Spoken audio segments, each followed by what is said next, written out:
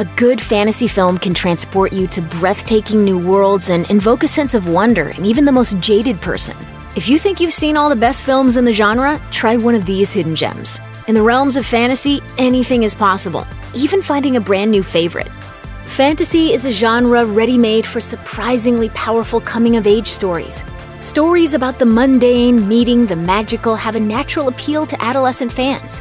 The Spiderwick Chronicles, featuring Freddie Highmore, Mary Louise Parker, Andrew McCarthy, and the voices of Seth Rogen and Martin Short, has mostly flown under the radar since hitting the big screen in 2008, but it's a worthy entry in this grand tradition.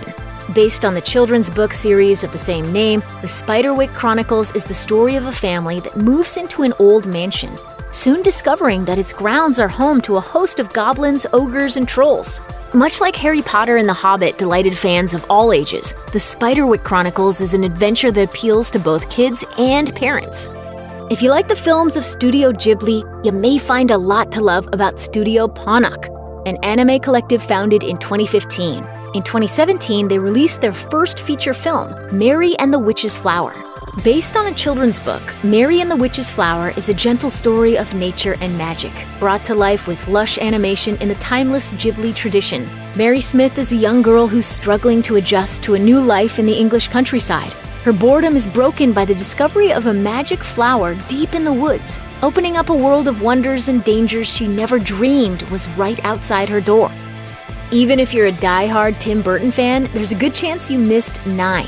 Burton served as a producer on this imaginative project from director Shane Acker. The movie explores a world in which machines have wiped out humanity.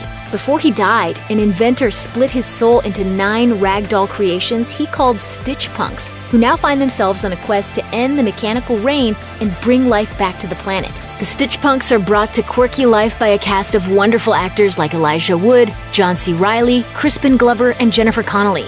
And Acker's visuals are unlike anything you've ever seen.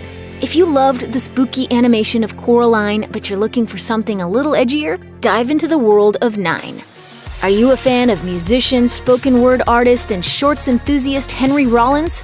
Do you enjoy supernatural horror comedies featuring buckets of blood and a healthy dose of cannibalism? Well, good news! He Never Died was made specifically for you. You're welcome. He Never Died follows the exploits of an immortal weirdo named Jack, a bingo-loving hermit who tries to keep to himself to avoid the temptation of eating his friends and neighbors. When he discovers he has an adult daughter, the result of a previous relationship from years ago, he gets sucked into a series of misadventures and fights, all culminating in a crazy revelation about Jack's true identity, and just why he can't die. Starring former Black Flag lead singer Henry Rollins and character actor Stephen Ogg, He Never Died will delight and disgust you, as all the best movies should. Among the many challenges faced by child stars who've grown up in the spotlight, typecasting can be hell. There was always a chance that Daniel Radcliffe's post-Harry Potter career would continue to be defined by fantasy, but no one could have quite predicted horns. This twisted tale stars Radcliffe as Ig. Falsely accused of murdering his girlfriend Marin, Ig suddenly begins sprouting large, devilish horns from his head. As he tries to get to the bottom of Marin's death, Ig also realizes his horns come with supernatural powers, magically compelling people to offer up their darkest secrets. Horns is polarizing to be sure, with reviewers split on the movie's quality when all is said and done. Its unusual blending of tones, part fantasy, part horror, part comedy, part crime drama, will either fascinate you or may turn you off, depending on your tastes. Regardless, it's without a doubt a daring and fascinating experience, headlined by a particularly compelling performance from the man who is no longer the boy who lived. Some fantasy stories capture the transition from youth to adulthood, using magic or dragon quests as metaphors for self-discovery and exploration of a larger world.